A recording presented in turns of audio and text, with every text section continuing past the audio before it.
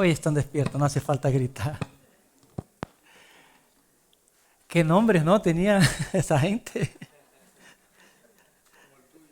Ahí va. Gracias, Antonio, por recordármelo. Ay. Primeramente, voy a decirles que yo soy la promesa en persona, tranquilo, que no es una falsa profecía. La promesa de nuestro pastor David hoy finaliza 2 de Timoteo. ¿Qué les parece? Hoy es el último día en que vamos a ver esa carta. Bueno, espero que no sea el último día de todos, ¿no? Pero de esta sesión, de esa serie, es el último día. Y hemos repetido varias veces en esos mensajes que para leer 2 de Timoteo no podemos olvidarnos, no podemos dejar de lado la situación que estaba viviendo Pablo. Una situación de mucha aflicción. Para que podamos analizar el texto desde su perspectiva y no desde nuestra perspectiva, quizá que no estemos pasando lo mismo que él y podemos imponer al texto lo que el texto no quiere decir.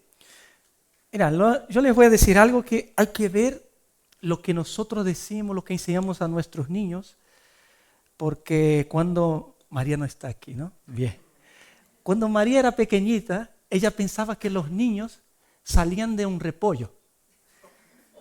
Sí, y como si no bastara, el repollo se abría y salía un niño verde de dentro. Y era más o menos así.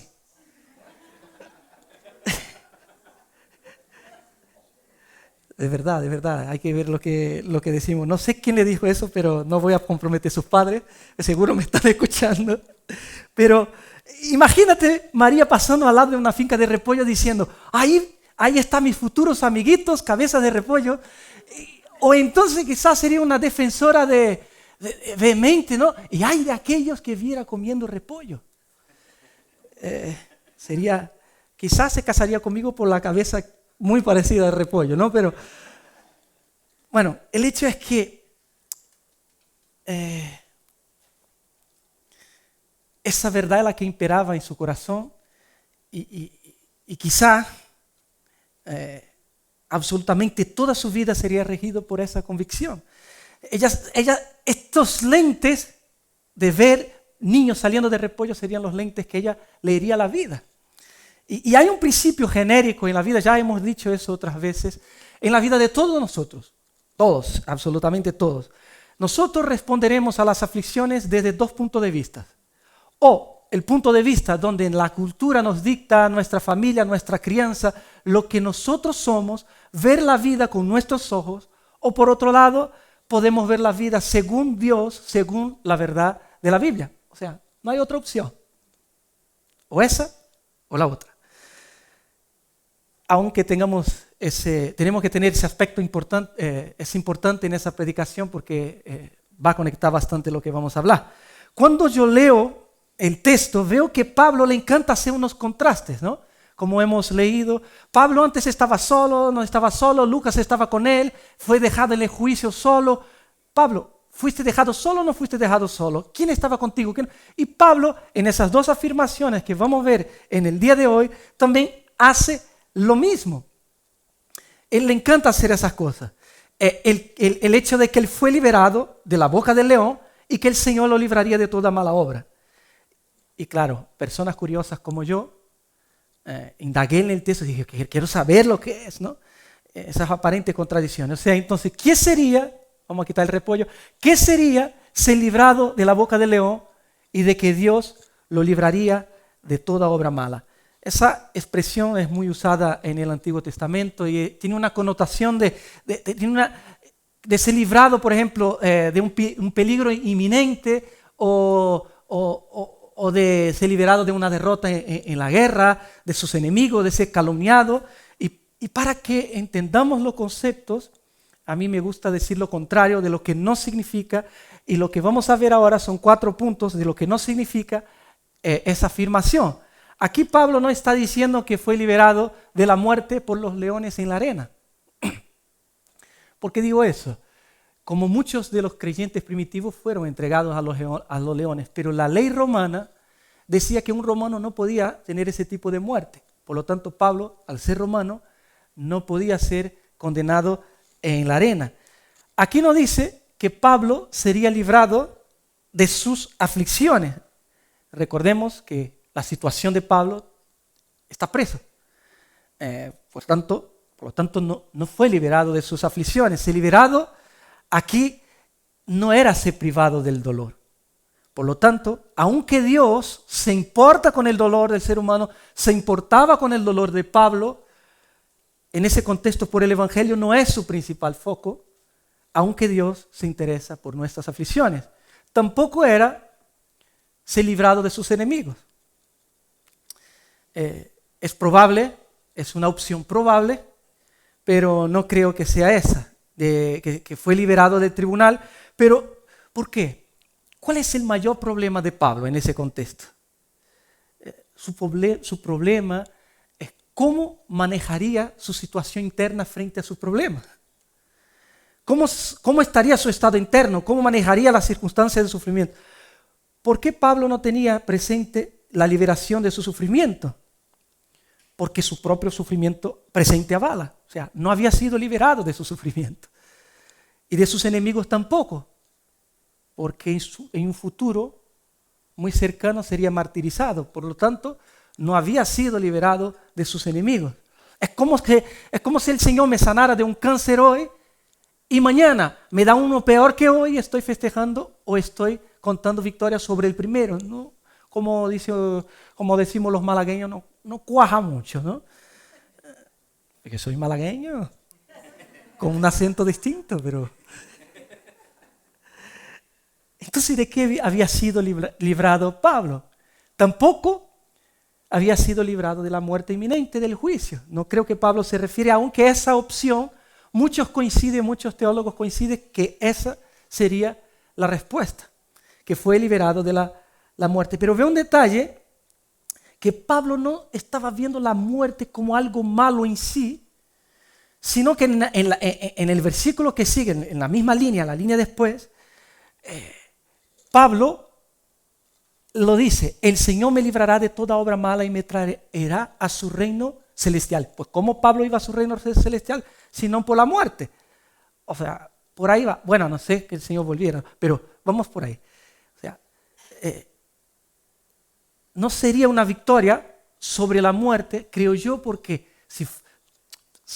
morir en el juicio anterior encontraría con su Señor, cumpliría este versículo de abajo, no sería de una forma anticipada. Entonces no creo que sería librado de la boca del león, era en ese sentido. En este caso, Pablo, lo que quiere decir, ser librado de la boca del león, sería de la falta de la experiencia de la presencia de Cristo, de ser privado en el proceso de mis aflicciones, de no percibir a Jesús y todas sus consecuencias.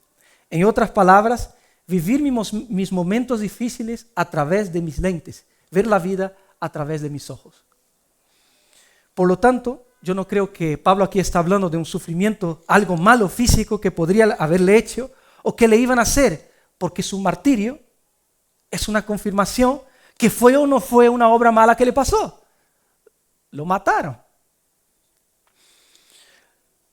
Los versículos nos informan que Pablo había visto esa realidad en el pasado, o sea, el Señor le había librado en el pasado, pero no solo eso, que él tenía la esperanza que el Señor lo libraría en un futuro.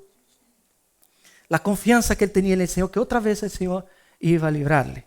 Entonces veremos en el texto lo que no es ser librado de toda obra mala y de la boca del león. Es decir, cuando yo vivo mis aflicciones desde mis lentes, desde mis perspectivas. ¿Cuándo yo vivo así? Pues cuando yo pierdo la perspectiva de la presencia y el auxilio activo de Dios. El Señor estuvo conmigo y me fortaleció. ¿Qué sería ser librado de toda obra mala? Sería ser librado de perder esa perspectiva de la presencia activa de Dios. Y lo interesante es que Pablo en el versículo 17, él comienza haciendo un contraste de quiénes somos y quién es Dios. El pero, que está en el texto, pero el Señor conecta con, él fue abandonado, lo dejaron en el juicio. Y lo que él nos quiere, él quiere que veamos es, para un poco, Dios no es así. Dios es totalmente diferente de nosotros. Dios no eres como tú. Dios no es como yo. Dios estuvo conmigo. Y no solo Pablo ve la realidad de Dios, sino que experimenta a Dios en medio de su sufrimiento. Me fortaleció. Y el texto no nos informa la forma en que Pablo fue fortalecido por Dios, pero sí nos informa que si nosotros perdemos ese aspecto de la presencia de Dios en medio de nuestro sufrimiento, lo más seguro, 100% seguro, que vamos a responder al sufrimiento de una forma contraria a la que Dios quiere que respondamos, contraria al Evangelio. Experimentar la presencia de Dios en medio del sufrimiento le dio capacidades contrarias a Pablo de lo que esperaríamos de cualquier persona, de una persona normal. Nuestro mayor problema no son las aflicciones. Nuestro mayor problema es la no percepción de la presencia activa de Dios en medio de nuestros momentos y de nuestros peores momentos. Nuestro problema es que no vemos, no percibimos. La teología que tenemos en nuestra cabeza, lo que decía Cristian en la introducción,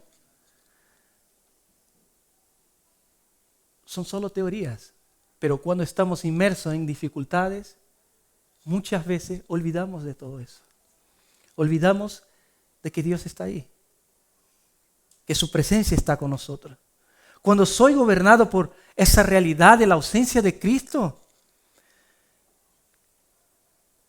eso serán los lentes que yo voy a leer la vida. Cuando yo vivo como un ateo, ¿qué esperanza hay en medio de la dificultad para una persona que no tiene en cuenta la realidad de la presencia de Cristo? Pues haré lo que sea necesario, no me importa lo que tenga que hacer, con tanto que no me duela. Haré lo que sea. Cuando Sophie comenzó el cole, mi hijita chiquitita, algunos niños le pegaban. Hicimos el proceso de hablar con la seño y todo eso, pero seguía. Y una palabra que ella dijo un día: ya no me gusta más el cole, nunca más quiero ir, porque me están pegando. Eso me dolió tanto, tanto. Y yo tenía unas ganas de decirle: pégale también. No, mejor, yo dije, voy a enseñarle cómo se trata un abusón. Voy a enseñarle estrategias de puntos débiles de la persona donde ella pueda agarrar y apretar.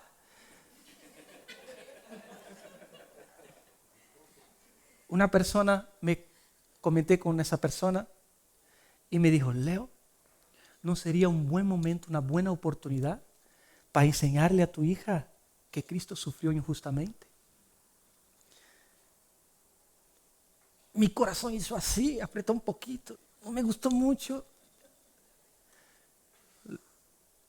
Yo dije, es verdad, no le enseñé carácter ni nada por el estilo. ¿Cómo así? A mí no me gustó.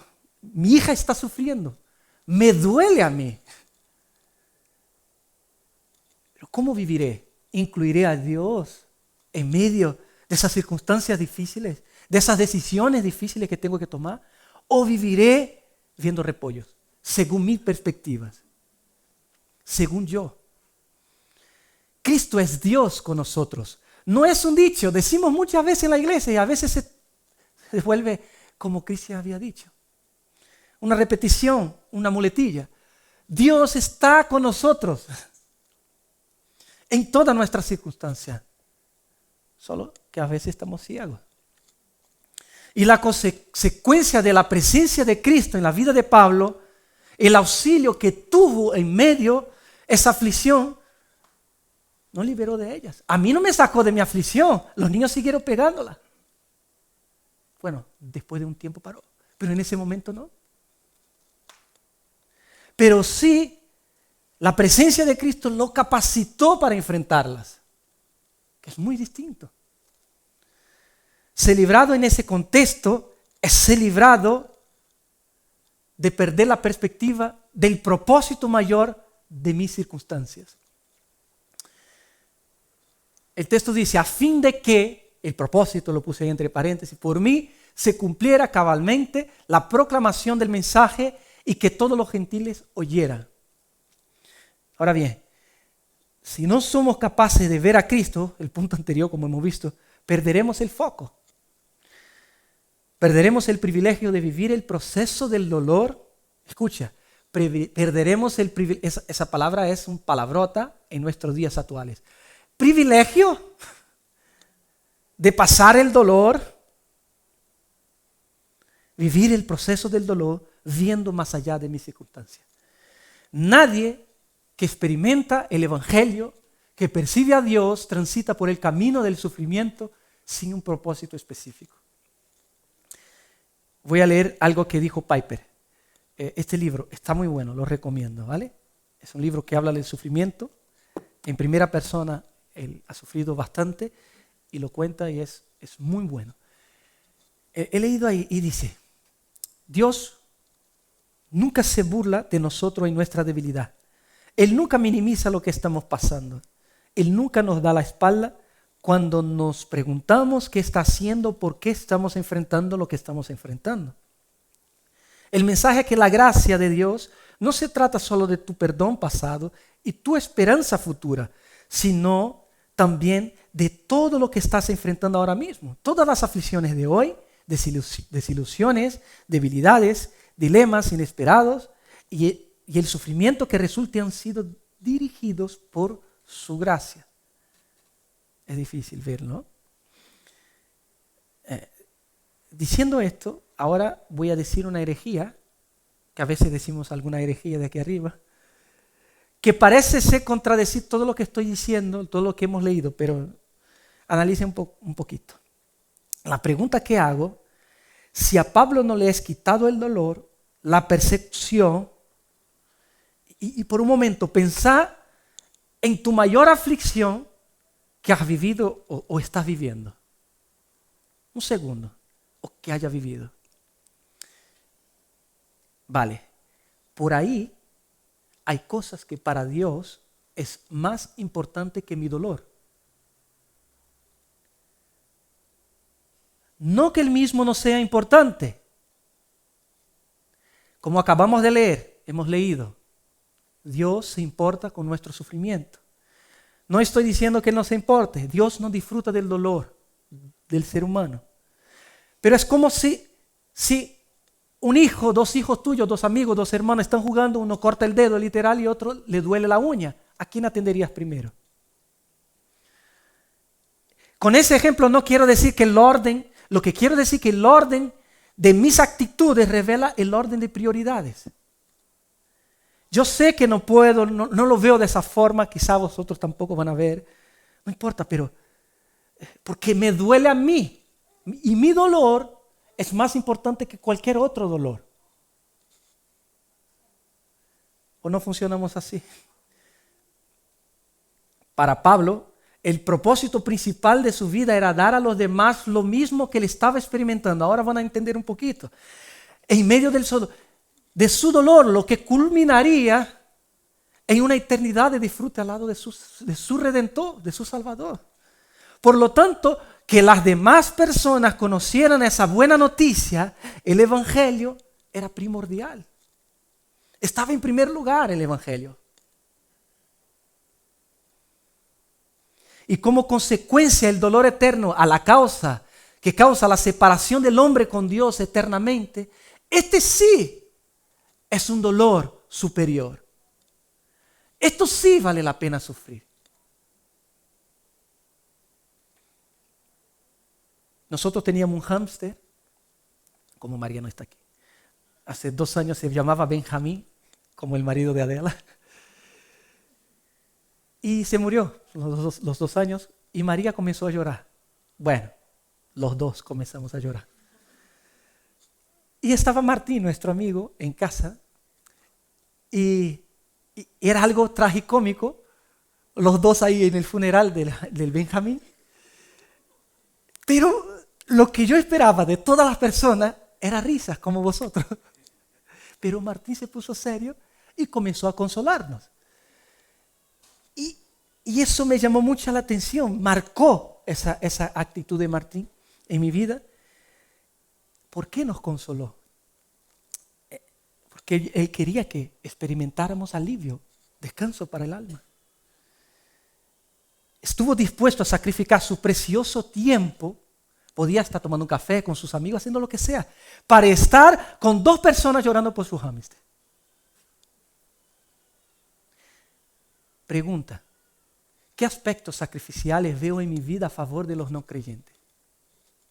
En favor del dolor de otros. ¿Será que nosotros estamos dispuestos a sacrificarnos de alguna forma para que otras personas que están en aflicción puedan tener lo mismo que Pablo tenía y lo mismo que nosotros tenemos? ¿Estamos dispuestos para que ellos vean la presencia del Señor en medio del sufrimiento? Para que puedan disfrutar lo mismo que nosotros disfrutamos en el sufrimiento. ¿Qué valor tiene nuestro sufrimiento en comparación con el disfrute de otras personas, de la persona de Jesús? De que una eternidad, no un momento, pasen al lado de su Salvador. ¿Qué estamos dispuestos a hacer para que esas personas sean liberadas de sus adicciones? Personas esclavizadas por sus ídolos, por sus pecados. Personas que tienen el matrimonio roto. No hay esperanza. ¿Qué es lo que necesito yo para tomar esas decisiones sacrificiales? Yo creo que necesitamos lo mismo que Pablo. Necesitamos experimentar lo que supera mis circunstancias y dejar de mirar mi dolor, dejar de mirar a mí mismo. Yo sé que duele porque a mí me duele y muchas veces no tengo una respuesta adecuada.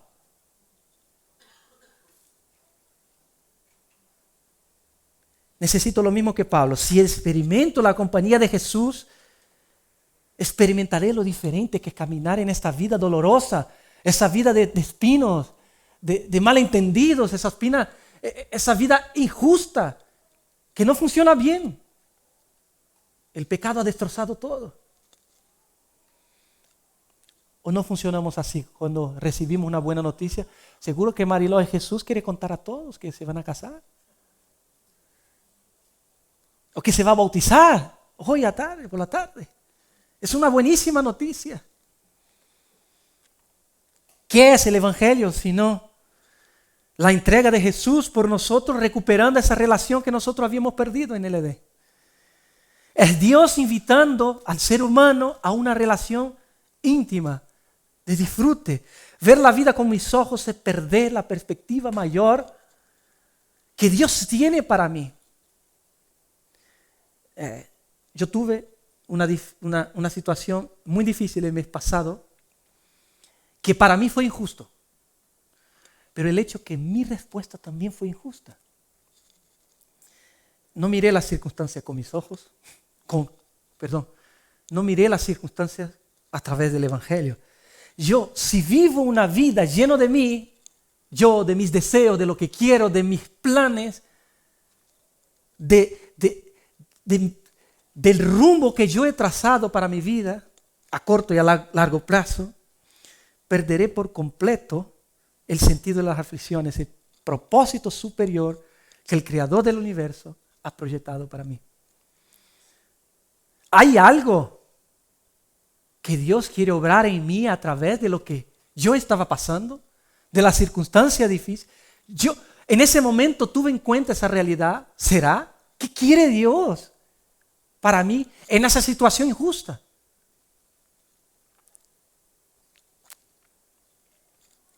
Voy a adelantar un poquito a un detalle que vi en el último, en final del texto, que dice, pero a Trófimo le dejé enfermo en Mileto. Es interesante que Pablo sanaba a mucha gente. Y deja a Trófimo enfermo en Mileto. ¿Por qué no lo sanó? Él también tenía que lidiar con descansar con esa realidad que estamos hablando. En descansar en lo que Dios estaba haciendo. ¿Por qué Dios no quita a Pablo de su sufrimiento? ¿Por qué Dios no quita a los suyos, a sus siervos, de su sufrimiento. ¿Por qué Dios no quita a Trófimo de su sufrimiento? ¿Por qué Dios no me quitó a mí de esa aflicción injusta?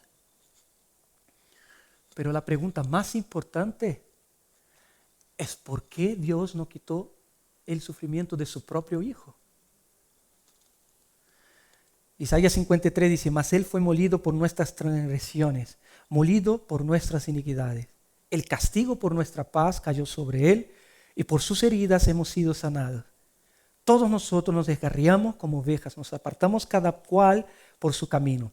Pero el Señor hizo que cayera sobre Él la iniquidad de todos. Fue oprimido y afligido, pero no abrió su boca, como cordero que es llevado al matadero, y como oveja que ante sus trasquiladores permanece inmuda. No abrió su boca. Él no abrió su boca.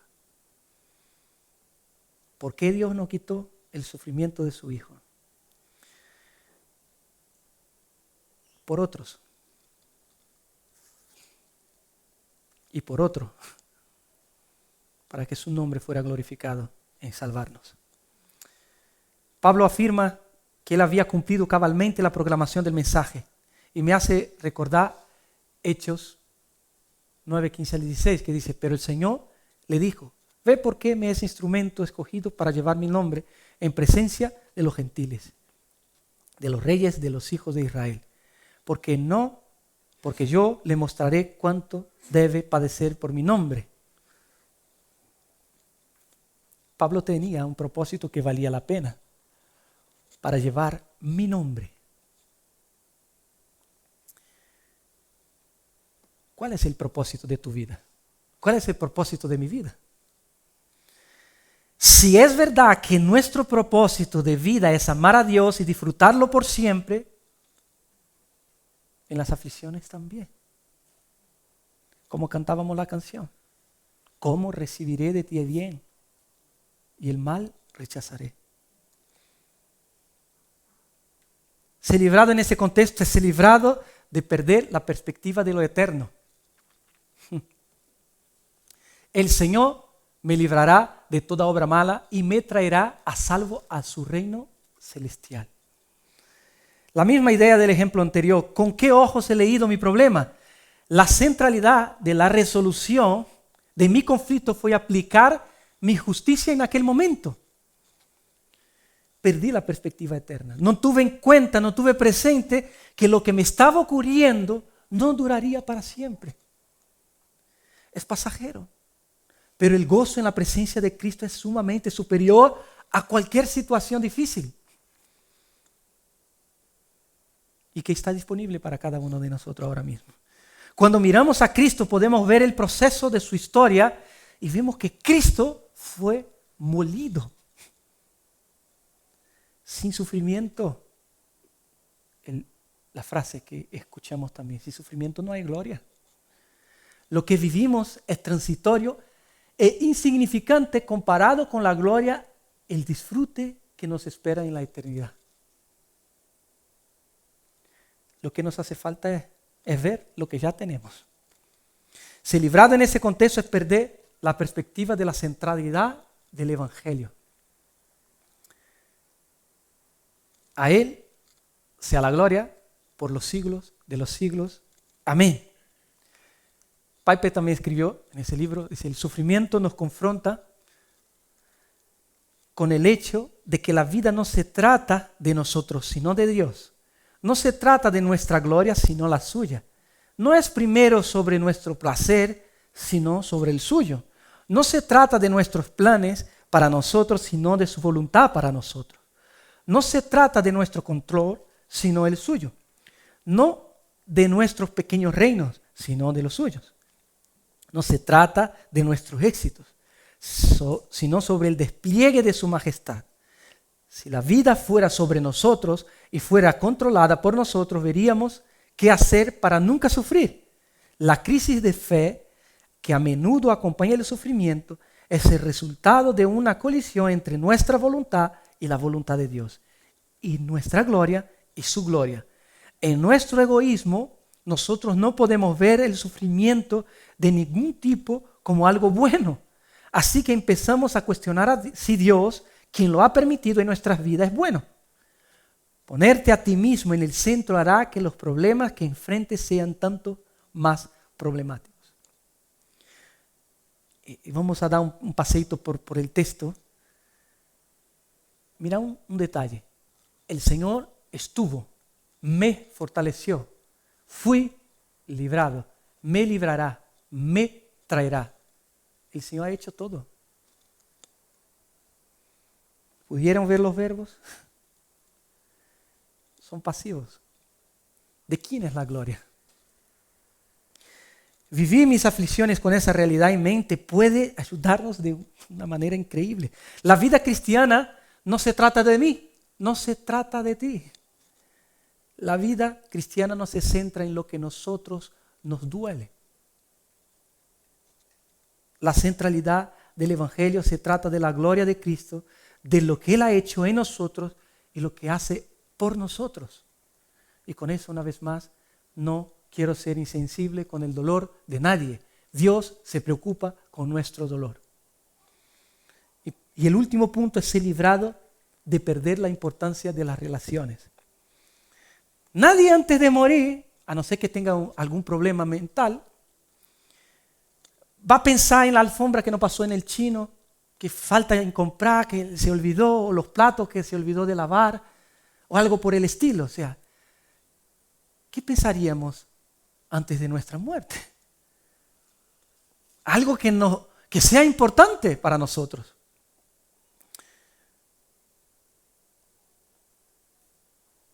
¿Qué es lo que importaba a Pablo? Él termina la carta diciendo: saluda a Prisca, a Aquila y a la casa de qué nombre. Erasto, tendría que poner el mío aquí. Se quedó en Corinto, pero a Trófimo le dejé enfermo en Mileto. Procura venir antes del invierno. Eubulo, no es un bulo, Eubulo te saluda, también Pudente, Lino, Claudia y todos los hermanos. Tripe, mi inglés es fantástico, Paul Tripe. Escribe algo sobre la queja y dice: si me quejo de la insensibilidad de mi médico, la falta de atención que recibo de mi pastor y del hecho de que mis amigos carecen de compasión y comprensión, no solo me quejo de esas personas, sino también del Dios que ordenó que todos ellos estuvieran en mi vida, y mientras más me siento cómodo con la queja, como el lenguaje normal de mi vida, es más factible que el estilo de vida de la queja se convierta en una acusación directa contra Dios. Cada una de esas personas que Pablo saluda tuvo un significado muy importante en su vida, y algunos de ellos le hicieron pupa. Algunos de ellos le hirieron, algunos le abandonaron. Intentemos meternos en la piel de Pablo. Pero sus aflicciones no le nublan de ver la importancia de las personas. Por más defecto que el de al lado tiene, es necesario. No olvidemos que la iglesia es un hospital hospital va gente enferma. Nadie aquí es perfecto. No existe tal crecimiento o nivel de madurez que se haya alcanzado sin ese factor. ¿Qué factor? El hermano pesadito de al lado. No, David, si no fuera por mí, nada podría, no llegaría al estado que estás de madurez. Todos necesitamos a alguien que nos motiva a crecer, todos. Que esté a nuestro lado, que le ayudemos y que nos ayude en nuestra vida espiritual. Por lo tanto, ser librado de la boca del león y de las obras malas es vivir momentos difíciles viendo lo invisible, es decir, ser capaz de ver lo que cualquier otra persona normal no percibe. Encontrar nuestro contentamiento, encontrar nuestro gozo en Dios, en el Dios sufriente, sufriendo con nosotros, y no en las circunstancias. Yo estoy con vosotros todos los días, hasta el fin del mundo. Y aquí vemos una vez más los verbos, son muy interesantes los verbos. El Señor sea con tu espíritu, la gracia sea con vosotros. La vida se trata de Dios y de su evangelio. No somos el centro del evangelio, no somos el centro del universo. La vida se trata de Dios y de su evangelio. Y un último ejemplo, cuando Sofía era chiquitita, ella tenía una casita, esa es la casita, la tiene todavía, es chiquitita. El hecho es que me regalaron una cama más grande, en su habitación estaba esa casita, y yo tenía que desmontar la casita de su habitación y poner en un lugar más adecuado, porque no entraban las dos cosas.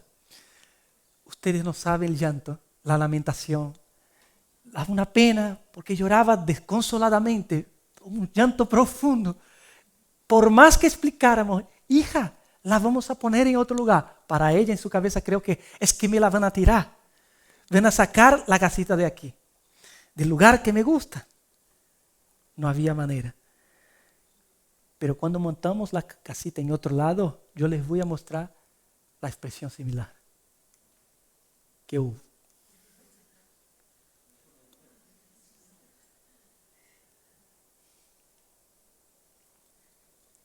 Así estaremos nosotros, multiplicados, bueno, no hay palabras para expresar. No entendemos lo que nos ocurre, no aceptamos lo que nos ocurre. Muchas veces vamos a responder como un ateo sin incluir a Cristo. Más veces de lo que pensamos lo haremos, quitaremos a Jesús de la ecuación. Pero a diferencia de Sophie, podemos experimentar en ese proceso gotitas pequeñas, momentos pequeños de sublime gozo en la presencia de Dios. Y que lo que experimentamos aquí, muy poquito, no se compara con la plenitud, con el futuro glorioso que tendremos en la presencia del Señor. Lo que necesitamos es que el Señor nos ayude a ver de una forma práctica lo que supera nuestro dolor. Amén. Te damos gracias, Señor.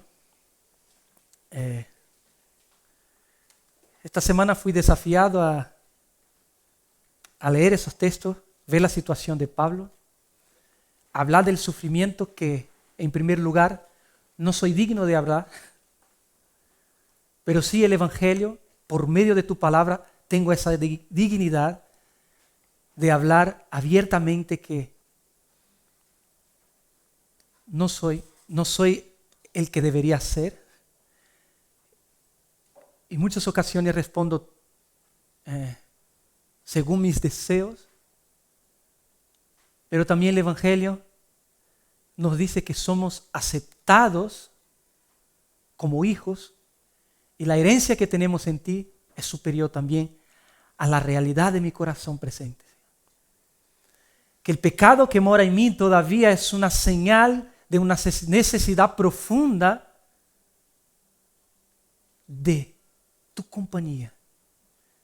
Necesitamos perdón, es verdad, pero también, Señor, en ese proceso necesitamos poder para vivir lo que no somos capaces de vivir.